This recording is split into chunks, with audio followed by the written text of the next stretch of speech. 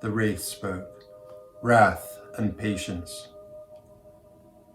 No one likes wrath except secretly. It comes out in the end.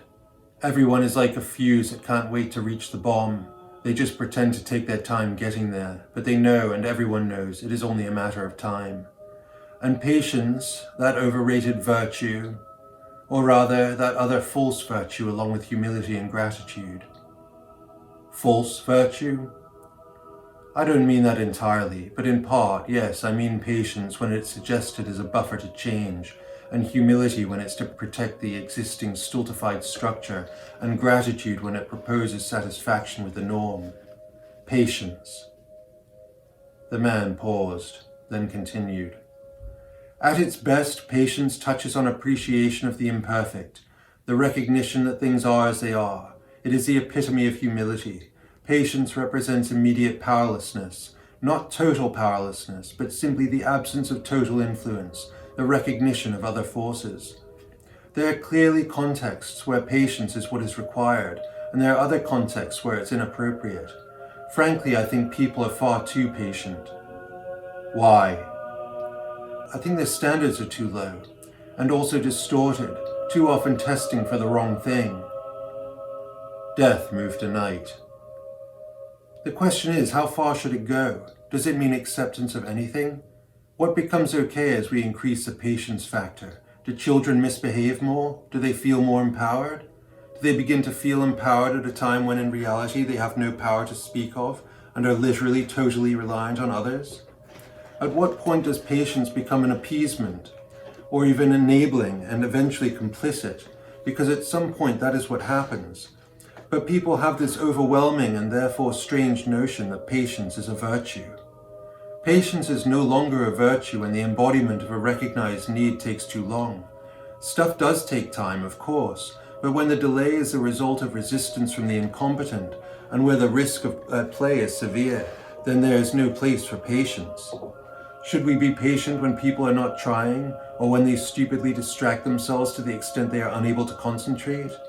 What about when they whine and complain and fight back and waste more time? At what point should wrath come in to sort the situation out with a whip? Do you literally mean with a whip? No, I don't. I mean it figuratively, and only figuratively because an actual whip is probably not going to be the most useful tool. However, in spirit, yeah, I do mean the whip. I mean the thing that is going to correct the course, now, immediately. In other words, whether you like it or not, this is the way it is going to be, and you will understand why later. There is no time to explain now. I love you, but you're going to do as you're fucking told. All I'm saying is, when the shit goes down, you better have something appropriate to fight with, and it better not be the first time you've practiced, because if it is, well, there's a good chance you might as well not bother. Ultimately, and I think people miss this, it is not about wrath and patience. It is about the preservation of what is good and the strengthening of it and the simultaneous disallowing of the bad and the weakening of it. All of this is about social constructs, about channeling behavior. But patience with stupid shit is just as toxic as a stupid shit. No, more toxic. It is equivalent to the body's immune system deciding it will allow the infection. It is precisely the demonization of wrath that represents the decision not to fight. It's that let's all be friends crap. The Wraith cut in. Why would that not be a good thing? It isn't that it wouldn't be a good thing. It is that it is ridiculous. This is the goddamn Garden of Eden right here. Literally, a perfect garden, despoiled. The conflict has been there from the beginning, for us all, and within each of us.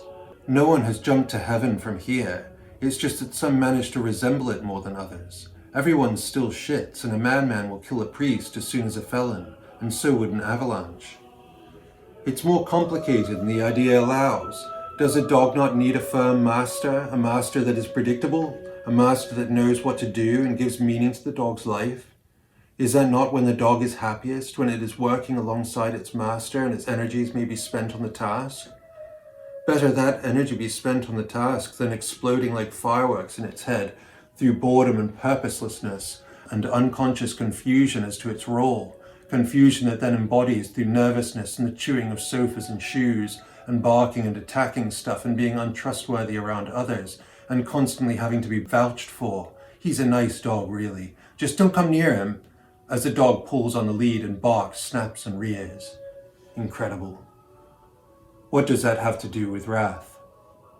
It has to do with patience. It's what gives rise to the necessity for wrath.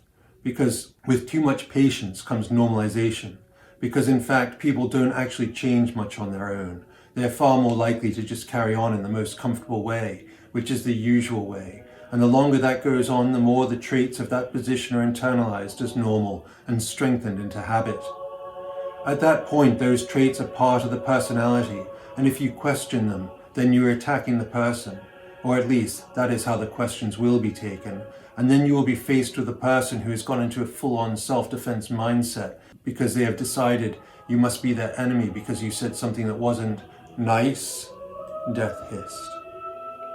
Yes, because you question one aspect, you are the enemy. And then of course you have to retreat. Well, you shouldn't, but should or not, that is the point where people usually back off and figure that probably it would be best to avoid that topic with that person in future. But the fact is, the simple existence of that interaction causes the person to associate themselves even further with that aspect of themselves. And the further that carries on, the less effective simple communication becomes. The border shifts, the question trait becomes off limits, and that is then ground that the person can be said to have actually won. It wasn't theirs, but they took it.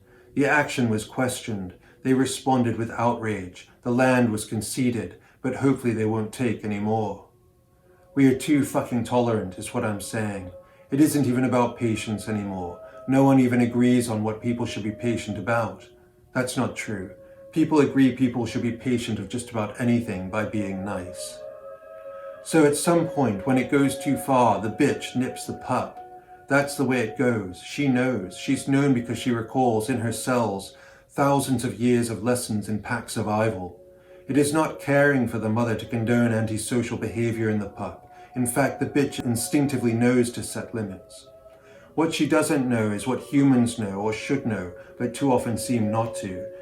It is that such behavior, when allowed and not addressed, grows into psychopathy. If everyone is doing it, then it becomes the norm, and the true empath, the one that is concerned with actual objective well-being, as I said before, becomes a sociopath. It is not caring or empathetic to help others to harm themselves. It isn't even caring to lovingly stand by and watch while they do it. The Wraith spoke. Does a child not need to touch the flame of a candle to know? Sure, but it doesn't need to leap into the fire. And if it is playing near the fire and is liable to fall, then perhaps a parent should put a candle to the child's finger and make them cry so that the child does know. But of course, that wouldn't be nice. It isn't nice for children to cry. Ridiculous. Are you really suggesting parents should burn their children? Fuck's sake. If parents weren't feeding their kids sugar all the time, then they probably wouldn't have to. I'm just saying patience can be taken too far. It gives rise to disrespect, and with disrespect comes unhelpful behavior. And the more that cycle takes place, the more wrath becomes necessary as a result. What is needed from the beginning is a benevolent wrath. The bitch must nip the pup so that the pup might live to become strong. To think wrath isn't necessary is presumptuous. To think patience is enough is totally lacking in humility. Fuck, what makes people think they are such perfect beacons of light that they can just switch off and the kid will automatically understand life with all of its complications and pains and confusions? Is that all there is to it? Asked the Wraith. No, it can also be said that wrath without patience is unrealistic.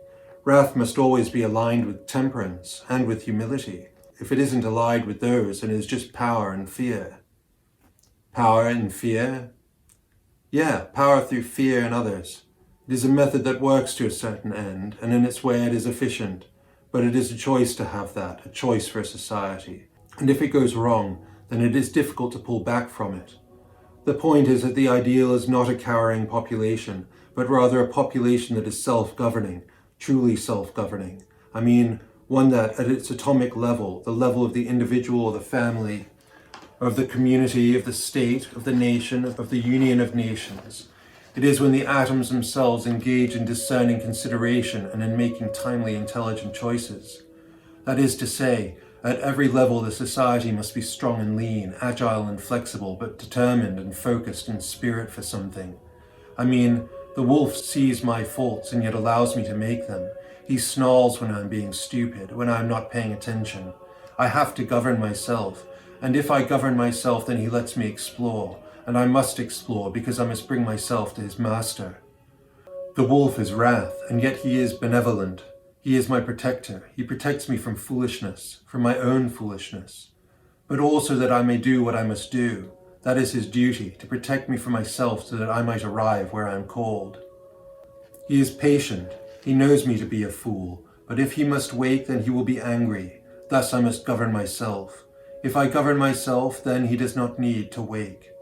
And what does that mean?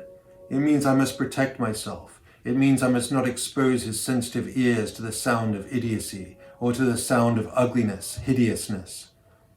He rests when there is no need for him. He doesn't like the smell of foulness, and he can sense it in his sleep. He prefers the clear sense and sounds of his hunting dreams, dreams in which he runs with his brothers and sisters, with his wolf father, through the pristine frozen woods of the north, where the only scents are those of his own, and that of the hot red blood of the pack prey. There is pride, there is humility, there is no greed or charity. There is lust, but no chastity. There is no envy, but there is gratitude. There is no gluttony, but there is temperance. There is wrath in the blood hunt, for it is to eat, but there is also patience. There is no sloth, but there is total diligence. That is the wolf way. Should humans be different? The Wraith spoke. So, you do appreciate the traits after all. I haven't said I can't use them, but I don't see them the way other people see them. I see how they are employed, and I see how they are deformed. It is that to which I speak. The Wraith said, sloth and diligence.